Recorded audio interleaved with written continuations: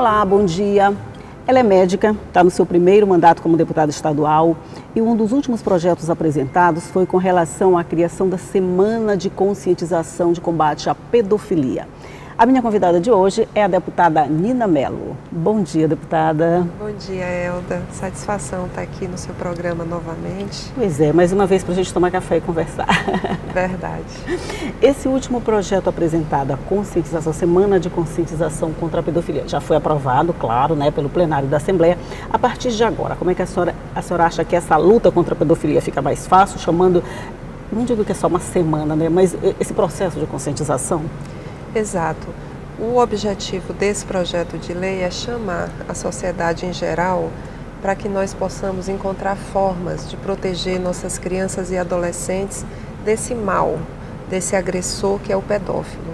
Então, essa semana ela deve anteceder o dia 18 de maio, que é o Dia Mundial de Combate à Agressão contra Crianças e Adolescentes, e é uma semana inteira para nós discutirmos através de simpósios, nas escolas, em fóruns, tanto com a sociedade civil quanto com os órgãos públicos, para que possamos encontrar uma maneira de proteger nossas crianças. Nós precisamos, Elda, derrubar esse tabu de não poder falar. É verdade. E é um assunto muito delicado demais. E que deve ser amplamente discutido. Porque parece, a gente divulga sempre, a gente fala sempre, tem muita campanha na TV, todo mundo fala a respeito, mas mesmo assim parece que continua sendo um tabu, né? Quem é molestado tem medo de falar e quem molesta se sente, vamos dizer assim, impune por causa dessa falta de comunicação, né? A partir de iniciativas como essa, deputada, a senhora acha que fica mais fácil chamar a atenção, fazer as pessoas falarem a respeito disso, em casa, por exemplo? Exatamente, o nosso objetivo é exatamente esse. É fazer com que as famílias conversem, com que as mães conversem com seus filhos e para que nós possamos ter um olhar mais carinhoso e mais observador com relação à proteção dos nossos filhos. Então nós precisamos discutir e encontrar formas para proteger nossas crianças e nossos adolescentes. O agressor, ele geralmente está dentro de casa ou então ele está muito próximo. Muito próximo. Então precisamos derrubar esse muro do silêncio, porque é isso que leva à impunidade. É isso que dá essa segurança para o agressor em poder sempre agredir, fazer o que ele acha que ele pode fazer e não dá em nada. Então é importante que a gente discuta, porque a sexualidade é uma coisa ainda muito difícil de ser discutida. É incrível, né? Principalmente quando se trata de crianças. Então nós precisamos orientar melhor, conversar melhor e só dialogando entre nós, entre a sociedade, nós vamos encontrar essa maneira adequada de prevenir a pedofilia. Eu acho que uma outra questão que pode ser chamada atenção nessa chamada é a conivência, às vezes, de familiares com a situação, né? Esse muro de silêncio que a senhora falou, às vezes, é tão grande que ele chega até a quem está perto, que está vendo e não consegue falar a respeito, né? A criança que já é agredida de um jeito, fica mais agredida de outro com o silêncio de todo mundo. Exatamente, exatamente. E isso é uma ferida exposta, que a gente precisa curar. É um mal da sociedade, é um crime hediondo, é um mal que precisa de cura, precisa de um remédio. Então nós precisamos olhar isso com mais seriedade, com coragem, para que nós possamos tratar esse mal. Junto com esse projeto, a senhora apresentou um que é quase uma complementação, né? Que é a divulgação, a obrigatoriedade da divulgação do número 180. Me explique mais especificamente como é que funciona. Exatamente. O outro projeto, ele trata da obrigatoriedade nas propagandas televisivas do governo do estado. Logo após a inserção, deve ser obrigatório a divulgação do número 180, que é da violência contra a mulher, que nós já temos projetos a respeito disso, já conversamos aqui sobre isso, e do número 100, que é denúncias contra crianças, adolescentes e idosos. Então, toda a inserção de propagandas do governo do estado, logo após, vai aparecer a divulgação do Disque Denúncia número 100 e número 180. são duas importantes ferramentas ao combate da pedofilia. Tanto a semana de conscientização quanto a divulgação do número 180. Né? Porque por mais que a gente fale, na hora que você vê alguma coisa, sempre foge um número, alguma coisa toda. Mas no momento que você visualiza aquele número, cada vez que há uma inserção na TV, ele fica mais fixado na nossa memória, é verdade. Tem muito sentido essa. Exatamente. Esse também já foi aprovado, já está... Isso. Já todos os dois projetos foram aprovados por unanimidade na nossa Casa Legislativa e foram à sanção. Tenho certeza que o governo do estado vai aprovar, vai sancionar esses projetos de lei da minha autoria, porque eles não geram nenhum ônus para o estado e melhoram de sobremaneira a vida das pessoas. Com certeza, traz muito benefício para quem está vivendo uma situação dessa e para livrar a gente de quem não está vivendo ainda, né? Mas a gente vai fazer um rápido intervalinho na nossa conversa e daqui a pouco a gente volta para continuar conversando com a deputada. Um minutinho só, volta já já.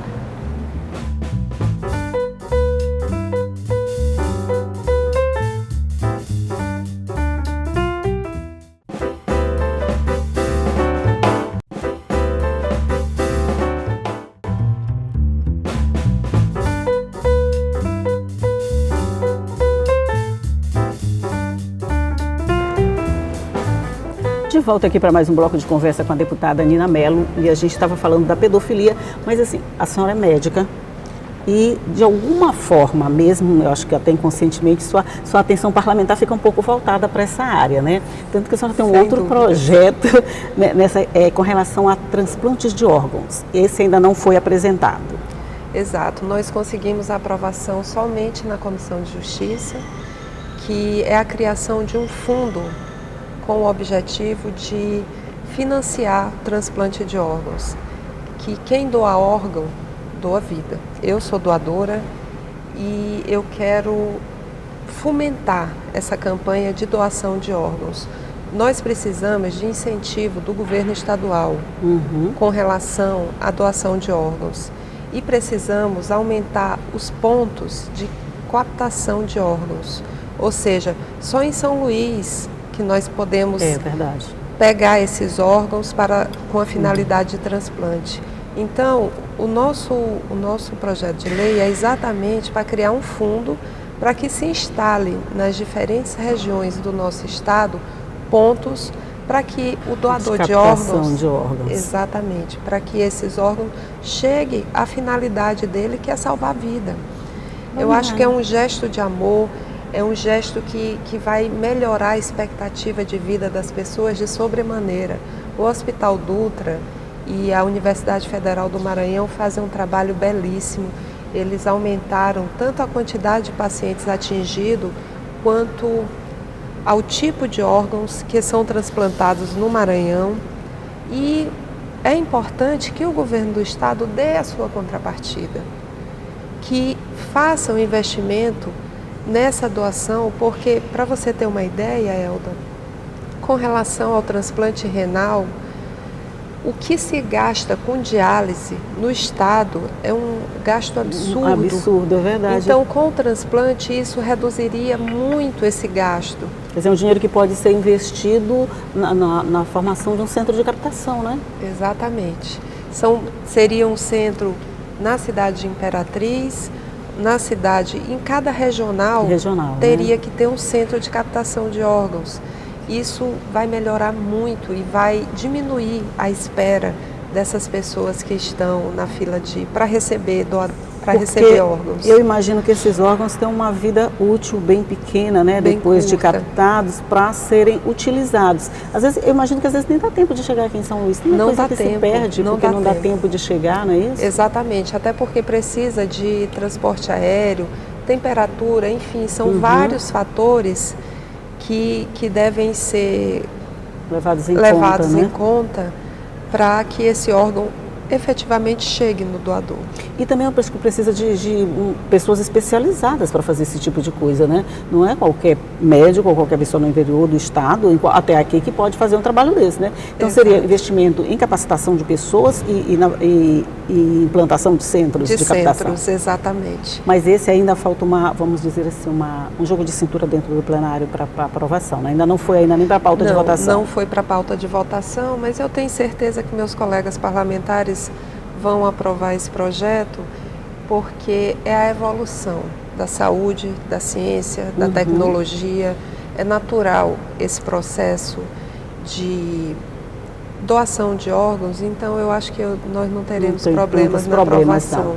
Eu falei que a senhora é médica e que talvez até inconscientemente a sua atenção fique mais voltada para essa área. Mas é assim que funciona para a senhora? Quer dizer, a senhora está mais ligada à saúde mesmo, até por conta do exercício profissional do dia a dia? Sim, sem dúvida nenhuma. Até porque eu não abro mão da minha profissão. Sim, continua, né? Continua atendendo, continua fazendo tudo isso. Continuo atendendo em vários hospitais aqui na capital. E eu faço um trabalho social também, levando saúde e levando principalmente carinho e esperança à nossa gente. Vários municípios do Maranhão já tiveram a oportunidade de receber a nossa caravana da saúde e os atendimentos são feitos por mim e alguns colaboradores que veem na nosso gesto de solidariedade e que por vezes querem encampar esse projeto. Dá uma ajuda, vamos dizer assim, Exatamente. Né? E eu imagino que nesse caso uma ajuda é sempre bem-vinda, né? Sem dúvidas. Porque uma caravana dessa deve agregar muita gente, deve trazer muita gente que não tem acesso, por exemplo, a se deslocar para outros centros na hora que chega. Uma caravana dessa é muito bem-vinda, né? Tem muita gente para atender. Sem dúvidas, principalmente quando se trata de cardiologia, né? Que é a principal causa de morte no mundo ainda. São doenças cardiovasculares. Então, você ter acesso a um eletrocardiograma, a uma consulta especializada é importante e melhora de sobremaneira a expectativa de vida das pessoas pelas palestras, pelas orientações que nós podemos dar e efetivamente tratar a doença, a hipertensão, a diabetes, a doença coronariana, enfim. Coisas que são tratáveis, mas que se não forem cuidadas podem levar à morte, com toda certeza. Exatamente. Né? Então, nós vamos de novo fazer um intervalinho aqui na nossa conversa e voltamos já já para continuar esse papo. É só um minutinho, eu volto já já.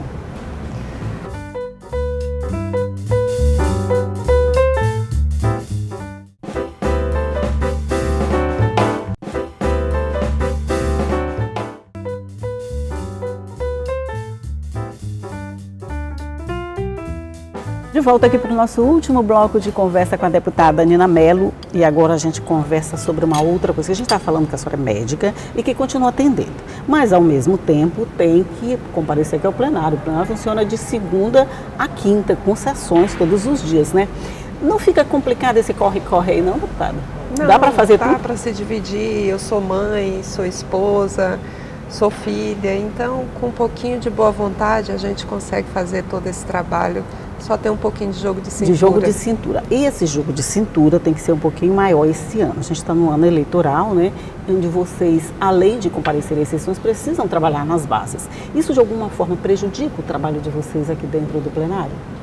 Não, Elda. Eu sempre me questionei isso, mas isso não prejudica em nada. Eu sou uma deputada municipalista. Eu estou sempre nas minhas bases. Estou sempre perto do meu povo. Isso desde o primeiro ano do meu mandato, porque eu preciso ouvir as pessoas para poder trazer as nossas proposições para cá. Então isso é muito tranquilo e esse ano eleitoral não vai ser diferente. O ano eleitoral tem essas coisas assim complicadinhas, tem saia justa, tem uma opção de coisa, né? Por exemplo, o PMDB agora, MDB agora, né? Só MDB, né? Ele agora está com uma representação aqui bem reduzida, vamos dizer assim, com esse troca-troca de partidos pelos deputados, cada um buscando uma legenda que acha melhor. Tem 2 deputados agora. A senhora continua no PMDB? Continuo. Eu faço parte do MDB por uma questão ideológica. Foi o partido que eu me elegi, vou agora para a minha reeleição, se Deus quiser, para o meu segundo mandato, e continuo pela mesma legenda que é o MDB. Como é que a senhora vê esse período agora, deputada? A gente está numa situação de crise política para todos os lados, não tem como negar, escândalos a cada hora que a gente passa aparece um novo. O eleitorado não pode ficar um pouco mais reticente e, poxa, esse partido, aquele partido está muito vinculado com corrupção, com essa coisa toda. A senhora de alguma forma tem esses resultados ou como é que a senhora vê esses resultados? Sem dúvidas, Elda, sem dúvidas. A população, a sociedade está muito desacreditada, inclusive os políticos, porque tem muitos mal políticos, independente de partido. Então, esse é em toda profissão, se eu posso dizer assim, é em toda profissão. Exatamente, exatamente. Mas essa onda de corrupção que está sendo descoberta aí com a Lava Jato, etc., isso aí levou à tona, tirou a credibilidade da classe política. Então, mais uma vez, eu peço à população, a toda a sociedade, que pense, observe quem são os seus candidatos, que olhe a vida, que veja o que cada um contribuiu e se tem condições morais, éticas, de ser representante. Isso. É simples escolher um bom candidato. É só a gente olhar o histórico dessa pessoa. Se é uma pessoa que trabalha, se é um bom filho, se é um bom pai, enfim, daí você escolhe. E não simplesmente se deixar, eu não vou votar, eu não quero mais saber de política. Esse comportamento abre espaço aos maus políticos. De alguma forma ele está fazendo escolha, né?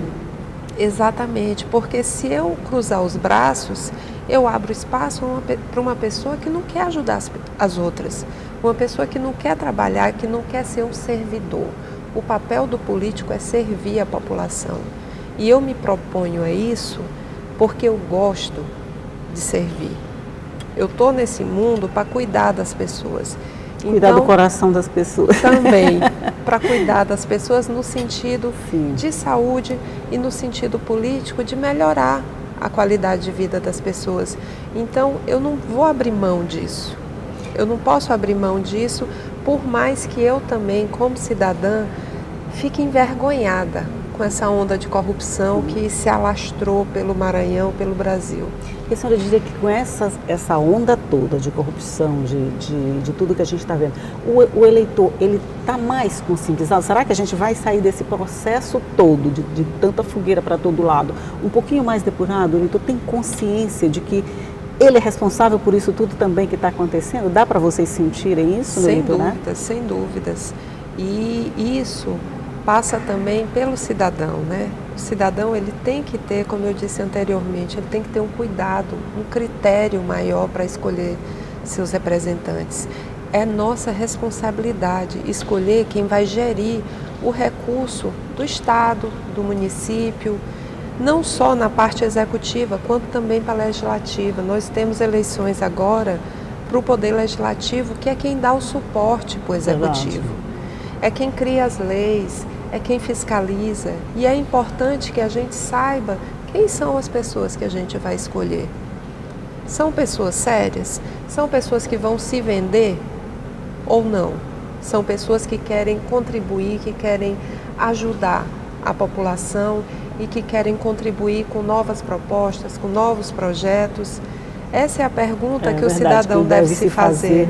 Na hora que chegar na cabine ou antes de chegar lá, para não se atrapalhar muito, não. Se a senhora pudesse fazer uma avaliação rapidinha, assim, desses 3 anos e meio, mais ou menos, 3 anos e meio não, que a gente já está no começo do ano, né? Então, esses mais de 3 anos de mandato, o que a senhora diria de deputada? Eu diria que foram 3 anos e pouco muito difíceis. O Brasil atravessa uma época, um período muito difícil. Aqui no Maranhão não é diferente. Mas, Elda, eu tenho a consciência tranquila que eu fiz a minha parte. Como cidadã, como médica, como deputada, eu fiz a minha parte para ajudar a melhorar a vida das pessoas.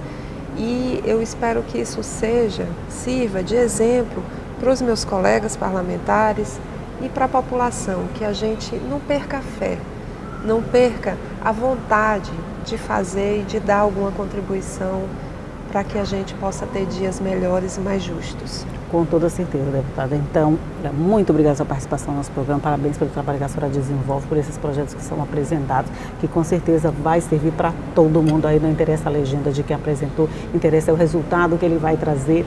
Um bom dia e muito obrigada. Obrigada. E você já sabe, bom dia para você também, você já sabe que esse programa fica à sua disposição no nosso site, você pode acessar a hora que você quiser, pode rever a entrevista que você quiser, no momento que você quiser, essa ou qualquer outra que a gente já fez. As nossas páginas sociais, as nossas páginas nas redes sociais, melhor dizendo, estão à sua disposição também para você acessar quando quiser. Ah, e o Rádio Online também é feito para você. Mas todos os dias eu vou estar aqui, esperando você às 8h30 da manhã com notícia, com entrevista, com tudo, para deixar o seu dia muito bem informado. Tchau!